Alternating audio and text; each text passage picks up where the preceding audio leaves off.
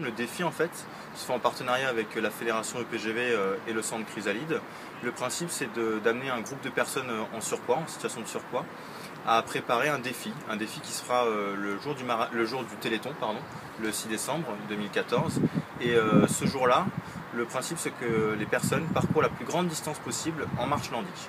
Donc d'ici là, on a 52 séances où on va pouvoir préparer les personnes, améliorer leurs capacités, travailler autour de la technique de la marche nordique, pour que ce jour-là, chaque personne en fait amène un petit peu sa pierre à l'édifice, c'est-à-dire parcourt la plus grande distance possible, et que ça nous donne un total après une distance qui se convertira en argent, qui sera donné au Téléthon. Et bien en fait un cours de marche nordique c'est un peu plus long qu'un cours classique d'activité. Ici on est sur des séances qui vont d'1h30 à 2h, donc là pour le programme c'est 1h30. Chaque séance se compose en fait d'un échauffement, ensuite d'un corps de séance. Le corps de séance c'est une grande partie de déplacement où on travaille sur l'habilité de la marche nordique, sur tout ce qui est apprentissage, mais aussi du renforcement musculaire, un travail sur la souplesse, sur les capacités aussi aérobie, donc sur le principe de cardio-respiratoire. Et puis à la fin, des étirements classiques comme lorsque on fait un cours d'activité normale.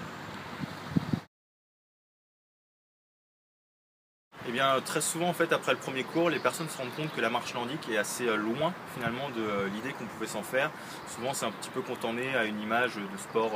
d'activité un peu tranquille, alors qu'au final c'est vraiment une activité qui va permettre de travailler l'ensemble du corps, on travaille 80% des muscles et qui est beaucoup plus contraignante